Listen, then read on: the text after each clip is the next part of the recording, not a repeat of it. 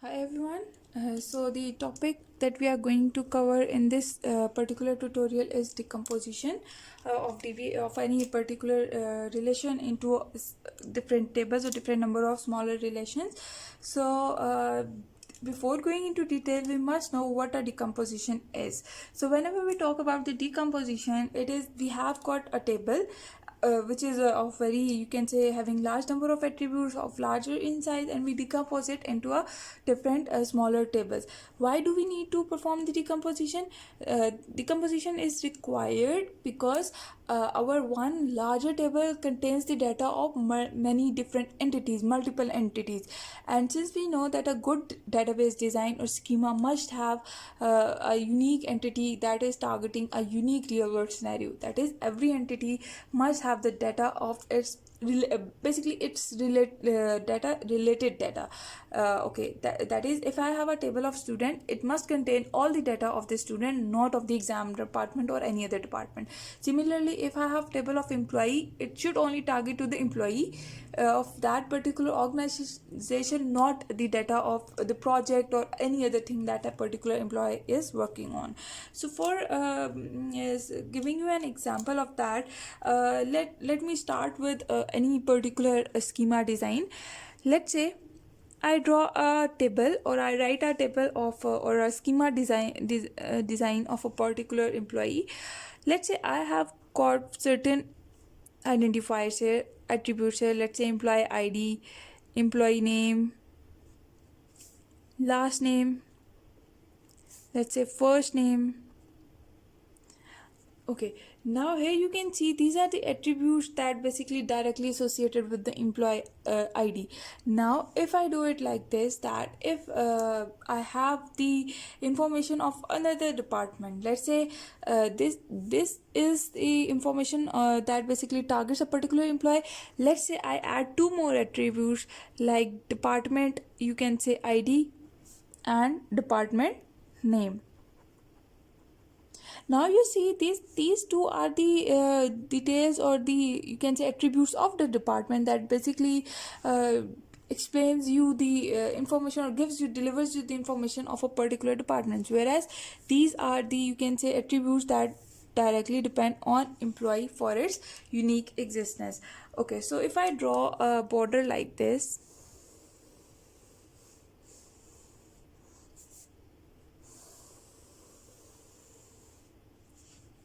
okay, here you can see employee ID is another attribute, employee name is one attribute, last name represents last name of an employee, F name represents first name, department ID represents the unique identifier of a department, and department name represents the name of a particular department.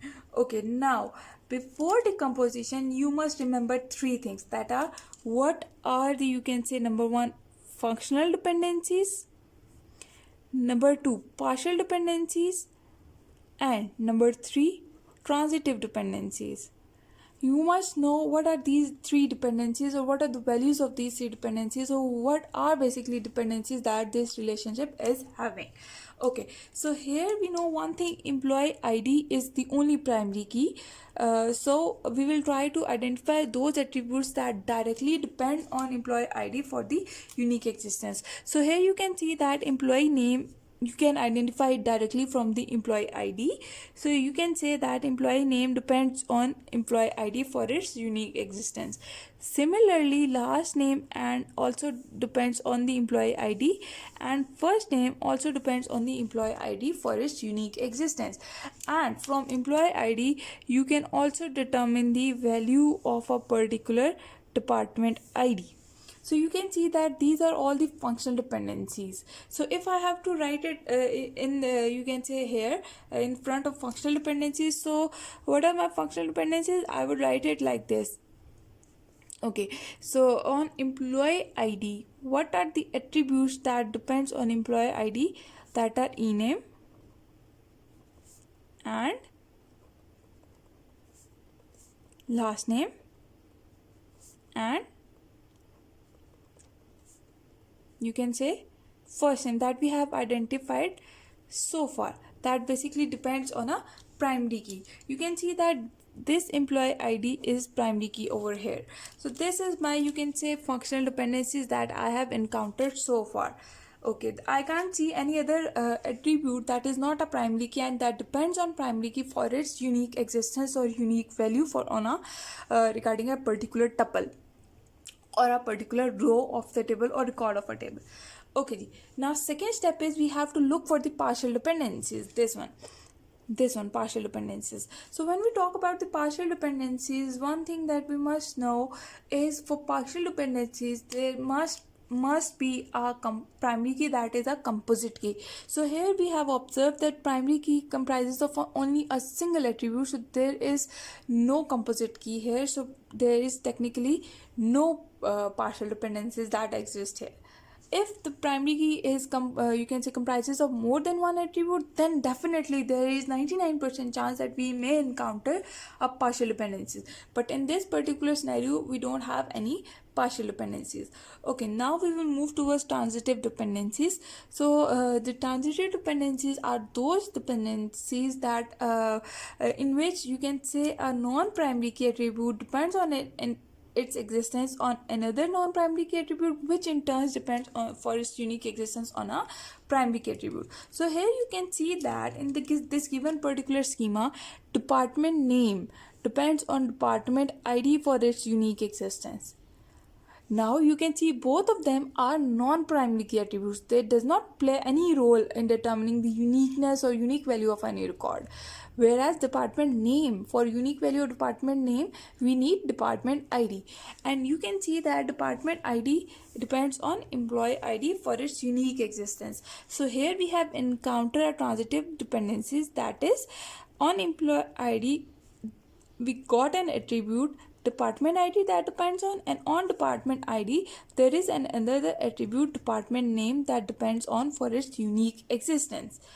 Okay, till here we have identified all the three type of dependencies. Now next part is we have to split this table, or we have to actually perform the decomposition. If we split this table into larger number of subtables or larger smaller tables, we may end up with a large number of tables or relations, and they may not justify or they basically not satisfy the given requirement. They may be the wastage of memory and space and computational power as well. So after determining these things, I have to basically group them. How can we make this set of this is totally my own strategy. That is how I basically understand it. Okay, so whenever we talk about functional dependencies, there is no second argument than this, that we have to create a separate table for that. That is you can see I have got a single set of key here, employee ID, in which all the attributes depends. So I basically write it like this: employee ID as a primary key of this relation, and the attributes that it has would be e-name, last name, and first name. All those attributes that depends on this particular employee ID for their unique existence. You can see that I have put them in this, you can say, particular table, and let's say I give it a name of employee, EMP. I write it like this. Okay, this is how we resolve or decompose this table with reference to functional dependencies. So all those attributes that depends on their existence on employee ID are will be written over here. Here I have skipped one step, that is one functional dependencies are still, you can say, have not been written here, which is department ID. So basically this also is a, you can say, functional dependency here, which I have deliberately missed by now, or which I haven't written here, but you can see that department ID also depends on employee ID for its unique existence. So here basically I'll write it in blue ink like department ID, like this. So I have made this department ID as a part of this particular table. Okay, so now all the functional dependencies have been taken care of. Okay, now there are no partial dependencies, so I'll basically skip this thing. When we are dealing with the transitive dependencies, you see that here I have got three different attributes. So basically I write it like this, that if I split it in two parts, so I can write it like this: employee ID basically provides a unique value for department ID. Similarly, department ID determines the unique value for department name. So I have splitted this transitive property or this transitive dependencies into two different dependencies like this, and this is totally my own way or my own style of doing this. This may not be correct, okay, but I basically split it into the these two parts like this, and for the sake of my own understanding. And then what I do is I basically group them. Like this is the employee ID, which is, you can say, a primary key. So department ID depends on employee ID for unique existence, and you can see that it is also a part of the employee table.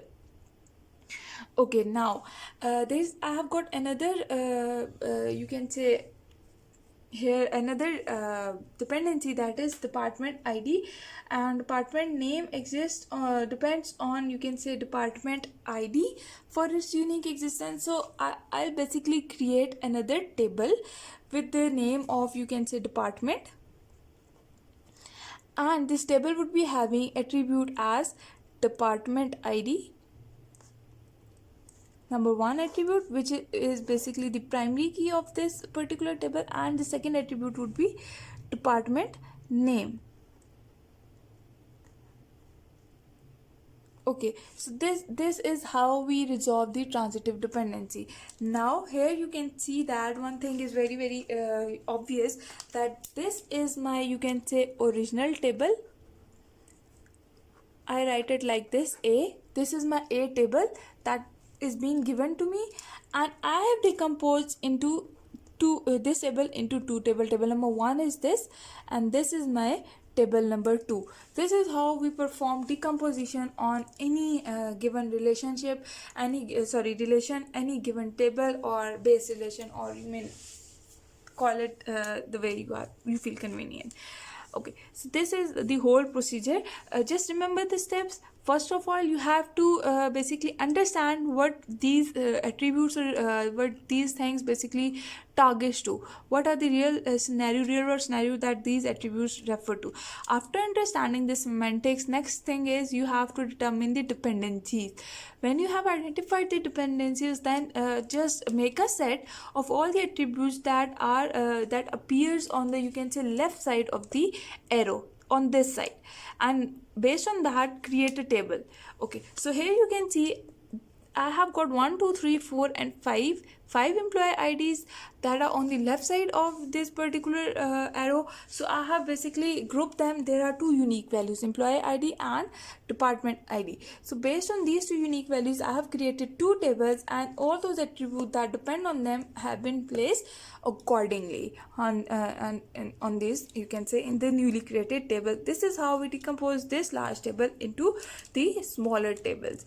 If decomposition is not, you can say, handled properly, or if decomposition is not done properly, then you may came across different type of problems, mainly the extra space consumption, wastage of space, and duplication of data, wastage of resources, and many more. So decomposition must be dealt with very care, and the main thing that you must know is you have to, first step is that you have to understand the semantics, second step you have to identify the dependencies, and third step you have to identify the groups on which these attribute depends on, and then split them accordingly. That's it for this decomposition lecture. If you have any question, any query, drop by a comment, and we will discuss it over there. And if you like the video, press the thumb button and do subscribe my channel. Thank you for watching.